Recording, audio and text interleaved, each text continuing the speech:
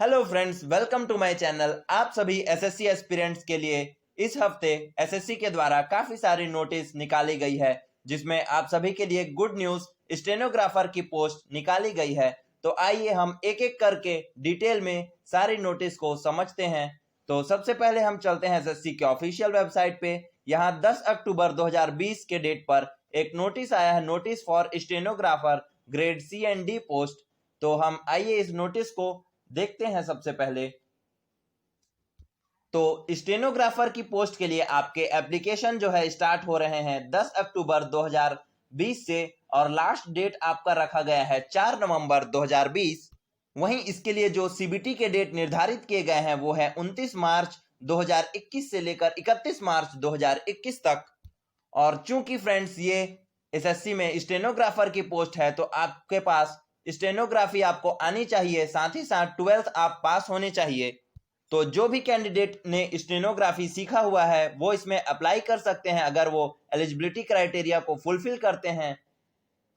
Number of vacancy की बात की जाए तो अभी अपडेटेड वैकेंसी जो है एसएससी के द्वारा बताई नहीं गई है। इन ड्यू टाइम में आपको टेंटेटिव वैकेंसी देखने को मिलेगी।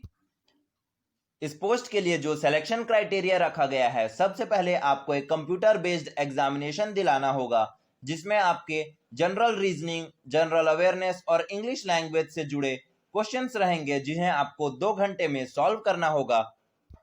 जब आप इस एग्जामिनेशन में कंप्यूटर बेस्ड टेस्ट में शॉर्टलिस्ट होंगे और आप आगे के राउंड के लिए सेलेक्ट होंगे, उसमें आपका स्टेनोग्राफी टेस्ट लिया जाएगा, जिसे आप स्किल टेस्ट कह सकते हैं।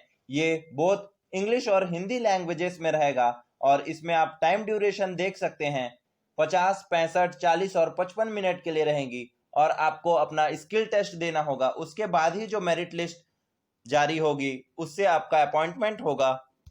अप्लाई करने से पहले आप सभी इस नोटिस को डिटेल में जरूर पढ़ें।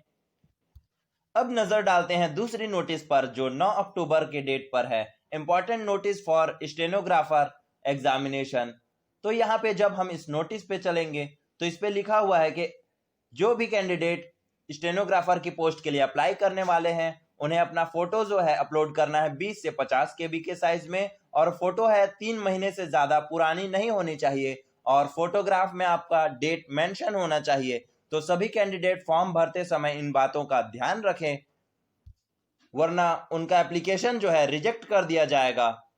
वहीं 9 अक्टूबर के डेट पे एक और नोटिस जारी की गई है, जिसमें स्किल टेस्ट, जिसमें आपके डिस्क्रिप्टिव और सीपीटी जो टेस्ट होते हैं फॉर सीजीएल 2018 टायर 3 के जो रिजल्ट आए थे, उसके बाद जो कैंडिडेट्स बचे हुए हैं। तो आइए इस नोटिस को हम देखते हैं।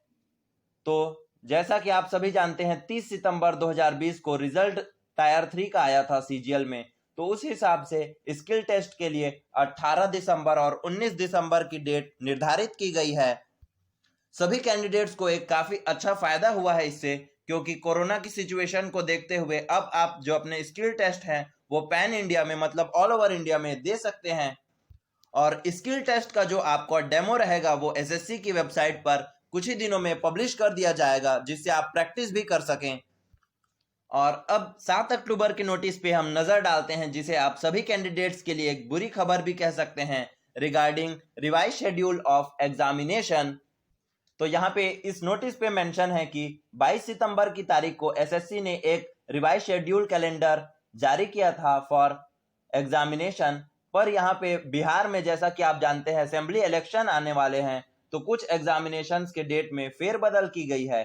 जैसा कि आप जानते हैं, जूनियर इंजीनियर एग्जामिनेशन 2019, जिसका कंप्यूटर बेस्ड एग्जामिनेशन की डेट रखी गई थी 27 अक्टूबर से लेकर 30 अक्टूबर तक, वो एग्जामिनेशन आपके 27 से 30 अक्टूबर को होगी for rest of the candidate. और जो कैंडिडेट जिन्होंने अपना एग्जाम सेंटर बिहार में रखा था, क्योंकि वहां पर चुनाव है, उनका एग्जामिनेशन 11 दिसंबर 2020 को होगा।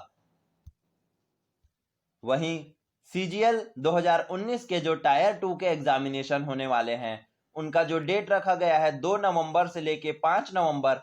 तो ये सभी कैंडिडेट्स के लिए कंप्यूटर बेस्ड एग्जामिनेशन के डेट को रिवाइज किया गया है। अब ये एग्जाम आपके 15 नवंबर से लेकर 18 नवंबर के बीच में होंगे। और चूंकि आप जानते हैं फ्रेंड्स, 15 नवंबर से 18 नवंबर के बीच आपके दिवाली फेस्टिवल वगैरह पड़ने वाले हैं, तो सभी कैंडिडेट्स के लिए ये थोड़ी सी परेशानी हो सकती है यहाँ पर। वहीं एसएससी फेस 8 एग्जामिनेशन की बात की जाए, इसके टायर 1 के कंप्यूटर एग्जामिनेशन होने वाले हैं 6 से 10 नवंबर 2020 तक सभी कैंडिडेट के लिए, और सिर्फ बिहार कैंडिडेट्स के लिए इस एग्जाम को 14 दिसंबर 2020 को कंडक्ट कराया जाएगा। वहीं स्टेनोग्राफर 2019 के जो एग्जामिनेशन हैं 16 नवंबर से 18 नवंबर को इसे रिवाइज कर दिया गया है और एक महीना पीछे हो गया ये एग्जाम 24 दिसंबर से लेकर 30 दिसंबर 2020 तक।